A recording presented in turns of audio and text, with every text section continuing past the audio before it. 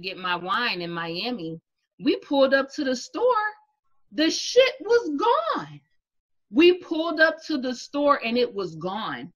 It had to been less than a month and I was there. It wasn't even a month, maybe 3 weeks. Yeah. And I'm like, oh my God. So we're in this same exact time where people have, you know, built so much and losing everything, because when Uranus goes into Taurus, the change of hands of money takes place. Like, yes. Old money dies, new money comes alive. Even though a lot of people lost their fortunes, the last time Uranus was in Taurus, the most self-made millionaires were created during that time. Mm-hmm. So the money hands are changing. But what I want people to understand is that the last time we were having these exact transits, Herbert Hoover was being inducted into office. And everybody loved him going in. He was a Leo rising. He talked all this big money shit, prosperity for everybody. Like, go back and look. Herbert Hoover was a Leo rising. He had placements that conjunct America's ascendant. Okay. And America's part of fortune, America's North Node. So he talked all this rah-rah get money stuff, but then when the system crashed, he didn't give any stimulus checks. He was giving everything to business owners and corporations. The little man was literally starving. Yes, and that's when food rations happen too, which is very Uranus and Taurus. Thank you, girl. Everything was being rationed out. That's when the whole government that's when the government cheese shit started, because people were standing in line for basically food baskets, and they were like, where are the bailouts? Why isn't the president doing anything for us? They voted his ass out so fast in 4 years because he didn't do anything, and he promised so much. He promised so much, and we are in that same exact energy right now. Yes. We're in that same exact energy. So I want people to think about that. Granted, you know, you can feel how you feel about politics, whatever. I'm not a political person, but just look, I want people to look at the energies without a biased eye. Yes. The unbiased eye is important. And I started recording. I ain't even counted down. I want to include everything that you said. I'm sorry. I was just like, oh no, she's so on point. I want y'all, welcome back to Spiritual Gangster Certified. I'm your host, Janae Jones, or Illy Vish. Call me either. I answered either. I'm just not late for astrology or a meal. I'm telling you. But I have the fabulous Astrology Lady. Thank you. Hey, everybody. What's good? Appollonia here, a.k.a. the Astrology Lady. She was just breaking it the fuck down. This is exactly why I have these chat and chill sessions with brilliant minds. Because no shade to y'all that be doing the astrology where like you only concerned about your placements. No shade to y'all that be doing the astrology where you be throwing up your cafe astrology grid. Listen, we all had to start. So I did that shit a long time ago, and then I was like, oh. As soon as I seen somebody like, what the hell is this shit? I was like, yep. Okay, so I was supposed to look at the wheel. Oh okay. So I'm guilty of it myself. But what you were just talking about and what we led into talking about is a weird political climate right now, y'all. Mm-hmm. And she was fabulously explaining, we're not going to be biased up in here. We're not going to be biased up in here. We got to wait. You said again for Mars to come out of retrograde. Yes. We would need to wait. I would recommend that everyone waits to see what's going to happen with this election after Mars and Mercury are out of shadow. Yeah. Mars is due to go direct on the 15th. I think it's Sunday.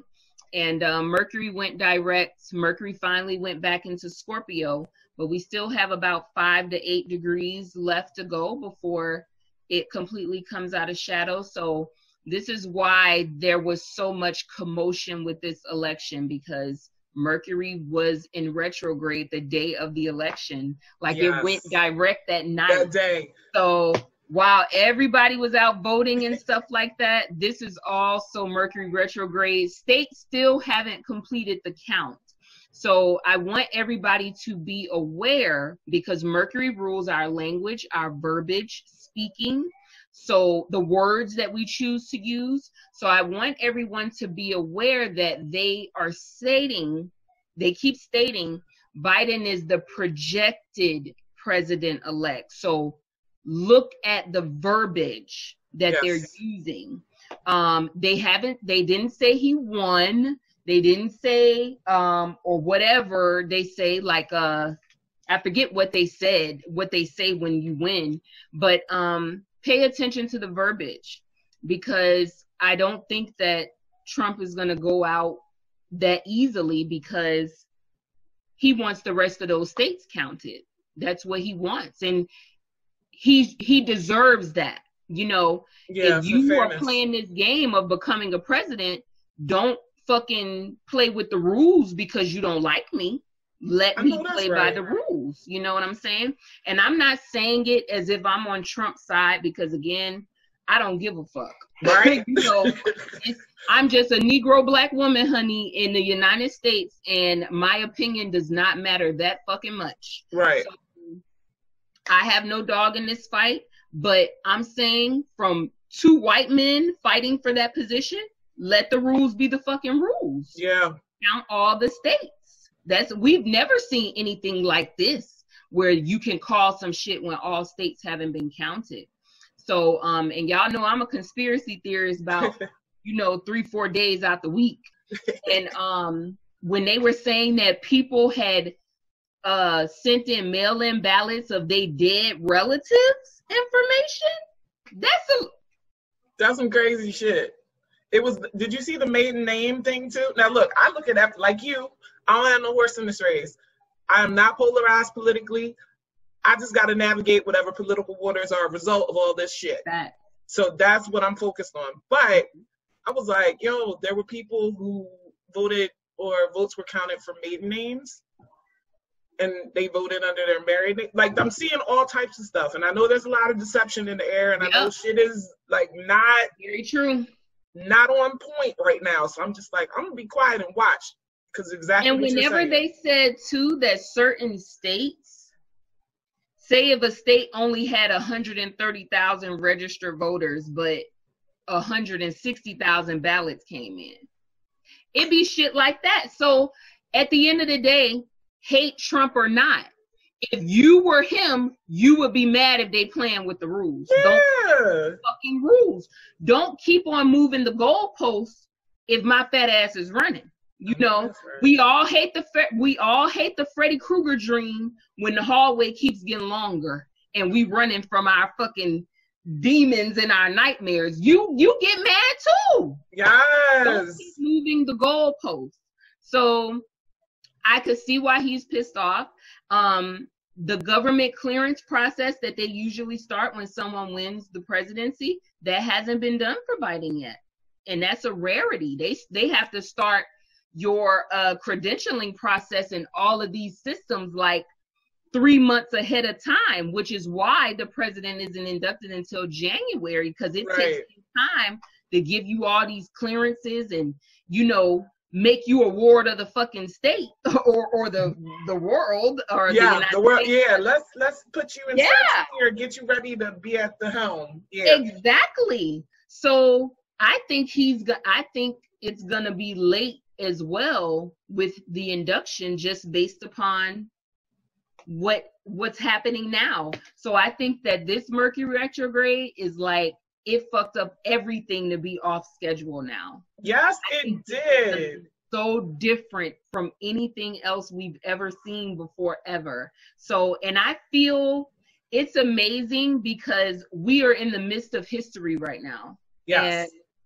And America is going through its Pluto return. So that's why you see so many old values and constructs and systems like just coming down to fall. Yes. America's going through our Pluto return. We're Pluto in Capricorn, and it's time for a whole new world. And help me explain to people, because I think a lot of people, and I know you already know, because I know you know your shit. most people don't understand returns. And I had to tell some people, a person is not going to have a Pluto return while they're alive. Like, that's just, Pluto is an outer planet. It takes a very long time to go around the sun. So it's very important that when we're looking at like the US's chart, you know, any established foundation or country, you know, you see things happening on a collective scale because Pluto is generational. And no matter how we choose to pick our sides or not pick our sides this time, it's ordained for this to go on as far as the stars are concerned. Like, this is what we got to do with you. We can't force nothing. I would and to add to that, that's a really good thing you said. When you said every person isn't going to have a Pluto return, of course not, because it takes, the outer planets move very slowly, guys. I want to say that to the audience. The outer planets move very slowly. And one thing I'm always asked by my clients, friends, family, so, you know, if we have a birth chart and all of this shit, you know, so does that mean everything is written? You were destined for things? And I tell people all the time, in this game of life that we have here on earth, I believe that life is 60% free will and 40% destiny. And that 40% destiny rules the four outer planets: Saturn, Uranus, Neptune, and Pluto. Because when the outer planets come into play, you will be thrown off your fucking square. It ain't nothing you can do. The outer planets is what gives you makes you earn your stripes. It's what evolves your soul. The whole game can't be free will. It would be no point in us being here. It would be no point in you being in the body. It would be no point in me being in a body. If we controlled the entire fucking system, it would be no point of this. We're not put here to be a perfect soul in a human defaulted body and try to manifest perfection. That's not the point of earth and life.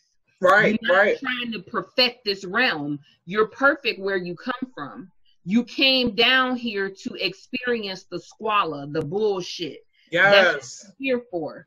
So trying to get to this road path of perfection, fuck all that. Learn your lessons, evolve, take that shit in, and go on. That's the point of it. So I say all of that to say, whenever you are in the midst of a return, that energy is challenging you, is shaking you up to evolve your soul. It's there for a reason. On a human level, oh yes, it's fucked up. It hurts. Why do I gotta go through this?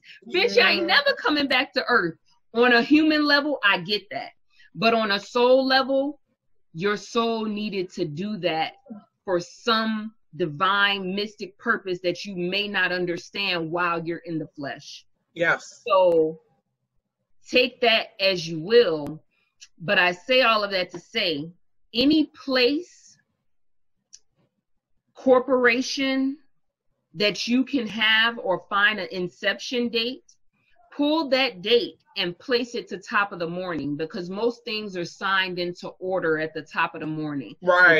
State action, if it's a country, a treaty, a law, it's usually signed in at the top of the morning. So that's why I read America's natal chart at top of the morning, July 4th, 1776. And that makes us an early degree Leo rising, and it places Pluto in Capricorn at about 26 degrees. So we're hovering back and forth as Pluto goes direct, then retro. We're hovering back and forth over our Pluto retrograde. I'm sorry, our Pluto return, pardon me. And I implore people out there, say you may be into weather or meteorology, you can set up your astrology practice to focus strictly on weather, or strictly on weather, meteorology, because I've done this myself as a project. The last time Houston had that really bad storm, I pulled the inception date or incorporation date of Houston as a city. I pulled the natal chart for top of the morning, and I saw the storm that fucked Houston up right there in their 6th house. The houses of well-being are the first house, the sixth house. So if something crazy is going on there, that's a city that's probably going to have a storm or some type of fucked upness. You can do that for New Orleans. Yeah. Look at the last time Katrina happened, pulled the birth date or incorporation date of that city, and I guarantee you'll be able to see that storm. So you can do that for cities. You can do that and then curate that shit, package your shit real nicely, and sell it to these weather channels and meteorologists and shit like that. Yes. So it's so much that you can do with the science of astrology, more than just seeing if your nigga cheating on you. Like, it's so much you can do with it. So when I tell people, my name is Appollonia, aka the Astrology Lady, and I bring the stars to you, like literally. I'm decoding it for you and showing you the blessings of that, because there's so much more you can do with astrology. So you don't have to just be looking at people's natal charts and doing readings. Like I said, you can do it for weather. Maybe you want to style people, and you start taking the data or birth information of the people that you style, looking at their birthdays. Okay, this person has Taurus here. They seem to like they shit tailored here a little bit, this like that. Like, you can have that shit curated so nicely where all you got to do is pull their chart and you know exactly how to style them. You know, stuff like that. It's so much that you could do with it. So much. So I want people to not limit themselves, not be fearful of their returns, and expand your minds. Expand it. Like, bust that bitch open and don't just box yourself in, parameters yourself in. Yes, you touched on so many poignant things, because, you know, while we love to see the popularity of astrology, we don't want people treating this like a parlor trick. We do not want people treating this as some sort of just little fun thing that I do. I mean, hey, if you only casually look into it, that's fine. But the problem arises when those who casually look into it think they know astrology, and they don't even know something as like plain, simple, and truthful as what you just said. We can pull a chart for anything. I would like to touch on that, because now here's the thing. I do not want to discourage any baby grasshopper astrologers out there from not learning and earning their stripes. I don't want to discourage you. So please don't take this as that, because I was once a baby grasshopper astrologer, and I had to comb through and earn my stripes too. And it took me a while to throw out my shingle. And it took mentors of mine to say, App, you ready? App, you ready? When are you gonna, I ain't even gonna tell you anymore. When, you know, and I'm not saying that you need somebody else to validate you, because you don't.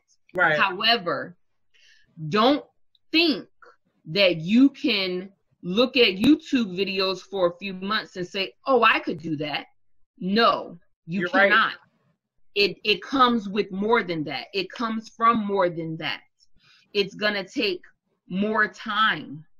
And how much time depends on you. But there are certain things that you have to know or be equipped or ready to handle, because people don't understand that when I have sessions, one-on-one sessions, I kick up a lot of shit in people's lives, touch on shit that people didn't expect me to know. What the fuck, you know? So it takes time to be able to properly handle that and process it, because you know how many clients come to me and say like, yeah, they were a good astrologer or whatever, but they kicked up all this shit in my life and now it's just on my lap. What do I do with it now? A lot of people don't have the end game of how to get there. And that might come from me being a psych major. I tell people all the time, growing up, I wanted to be a psychiatrist. So I studied psychology for 3 years. I minored in education. So my degree started there. So I already brought that psychological piece to it. And now I realize, okay, I didn't just want to be an overpaid pill pusher to people. I'm actually able to help people with astrology. I'm actually able to do that part.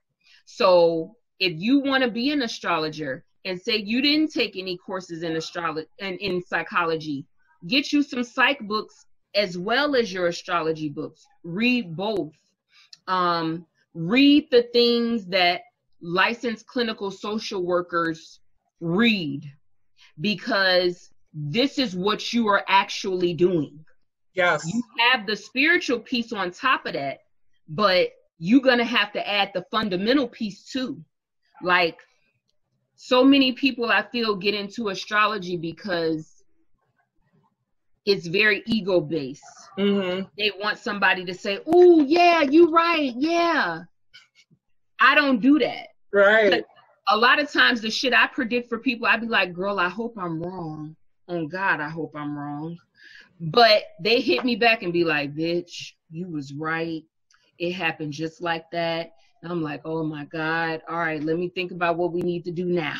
Like, right. you know, it's that kind of thing. So if it's ego based for you, no, don't do it like that, because that validation shit is going to die off quick. You're going to realize, like, wow, I'm taking on real people with real problems and real energies. It's all of that. It's not just, oh yeah, you was right. No, it's so much more than that. So it's, what are you getting into it for? If you just want to be known and famous and all of that shit, no, because it's work. It's work. Yes. When I tell you my Facebook inbox is full, my Instagram DMs is full, my emails is full. It's hard trying to get to everybody, trying to live my own life, have a social life. The life and time in a day of an astrologer is difficult, and it's still a business. I still got to try to market. I still got to try to cater to my audience. It's so many things that comes with it. It's not just rah, people are going to like me and validate my shit. No, it's more than that. It's a job. And if you don't love it, it's not for you. Period. Not at all. It's just not for you. I always tell people, if I hit the lottery tomorrow, I would be doing astrology for free for people. Yes. I wake up, I'm like, okay, where's the moon that I'm feeling off? Okay, what's going on here? Oh shit. Okay. Like, I feel all of that in my head, in my body, in my soul. The stars are me. So I couldn't do shit else but be an astrologer. I've been studying astrology since I was 8 years old. So yeah. I know I went off on a tangent, but I hope you guys. No, that was appreciated and that needed to be said. And the whole time you were saying that, I was like, my Capricorn energy is recognizing her Capricorn energy. My moon is like, hi. No, it's work, and you're absolutely right. Like, I stayed in the closet about astrology for a long time because I was on my study, taking courses, I'm learning, and you know, like you said, I can't expect to look at YouTube for a little while and then be like, you know what? Yeah. You can be inspired by it, but you got to do the work. You do. And it's so many people that throw out their shingle too fast. Yeah. And when you throw out your shingle too fast, your client is going to come to me and be like, yeah, I had a session, but I need a little more. And it's nothing wrong with that, because clients are going to try out different astrologers. One day you want to hear Badu, another day you want to hear Jill Scott. You're not supposed to stay with one astrologer. Right. You're artists. Let everybody look at your picture from a different perspective. However, if you're not on your A game to explain properly, thoroughly, comfortably, then you probably not ready yet. That's all I'm going to say. You probably not ready yet. And it's okay to be not ready. Let that shit simmer. I promise you it's going to taste better. Let it brew. So it's okay. Don't feel like you have to jump out so soon and then you fuck your shit up and then you got to take 10 steps forward, 4 steps back. Like, it's, you know, you don't want to have to keep doing that. But I'm happy that a lot of people are getting into astrology, but don't come at it from a weirdo ass perspective. Don't come at it from a religious ass perspective. don't box yourself, don't take yourself out of one box to box yourself into somewhere else. Keep an open mind. Keep an open mind. It's not a one size fit all. And you just really keep chiseling at it till you like, oh, okay, now I know this. Okay, this with this little tweak to it does this versus this. Okay. You got to find your rhythm and your flow, and it takes time to brew your special sauce.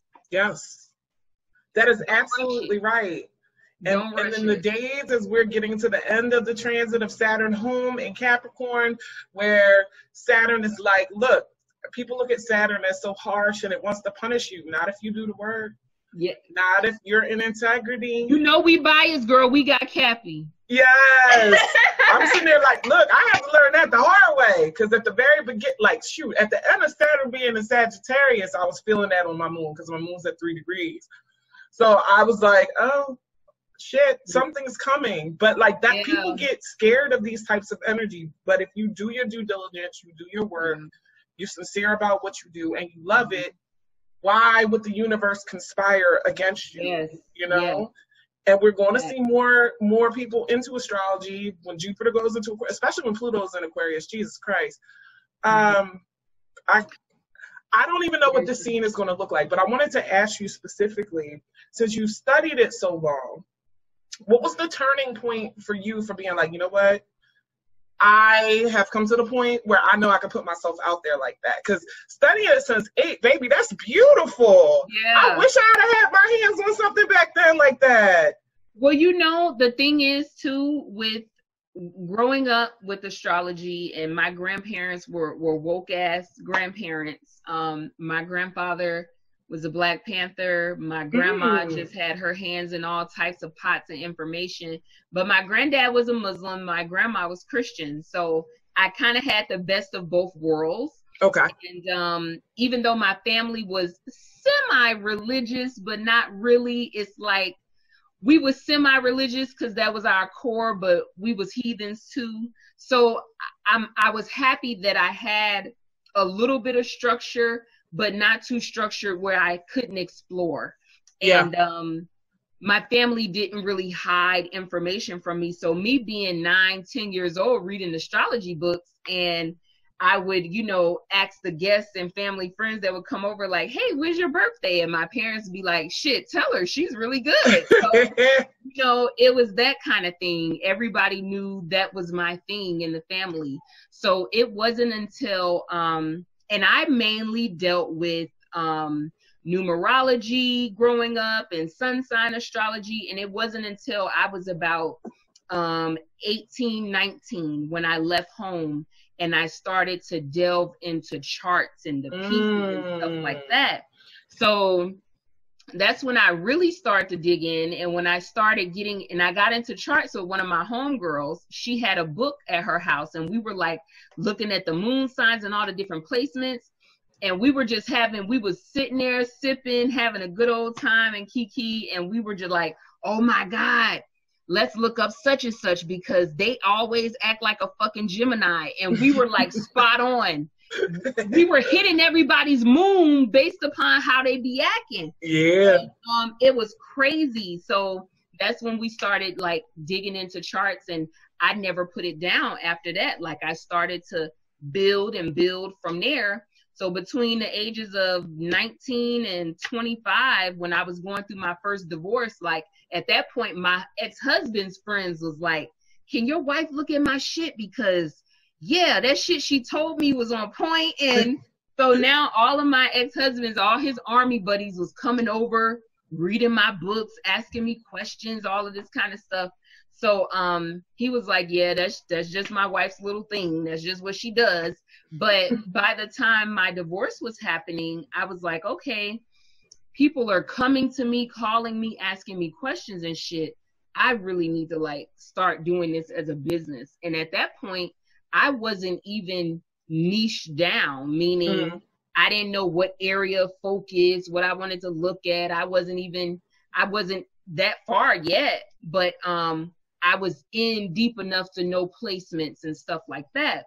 So after my divorce, and I moved back to the Maryland, DC area, and I met my kid's dad, and I was like looking at his chart, and I was like, well, he seems harmless. He got a Virgo stellium. I never really fuck with no Virgo dudes like that, you know. And then all I knew was like, oh, well, every guy I date seems to have a little Virgo in them. So maybe that's the commonality. They weren't Virgos on the surface, but all tucked under there and shit was Virgo. So I accepted him, and then that relationship bust the whole fucking can of paint open, because I knew I was dealing with a full-fledged crazy motherfucker, and I had settled down with them and built a life with them and started making babies with them. And that's what really made me dig my hands into astrology on a deeper cosmic level. Gotcha. Of dealing with a fucking psychopathic baby daddy. Listen, I had one too, and I like at that time I was only sun sign astrology, and so I started separating from this motherfucker. I don't have his birth time, so I had to try rectifying his chart. He's a double Taurus. Ooh. And I'm pretty sure he's a Leo rising. It fits. And then his Mars in Pisces is right on my sun. Listen, there's a whole bunch of shit. So that was heavy for y'all. Because yes. A woman's sun should never conjunct a man's Mars and should never conjunct his moon. And I say that because the hedge is too harsh. And I'll say this because of that. Because a woman's sun is the masculinity of who she is. Yes. That's how a woman exerts her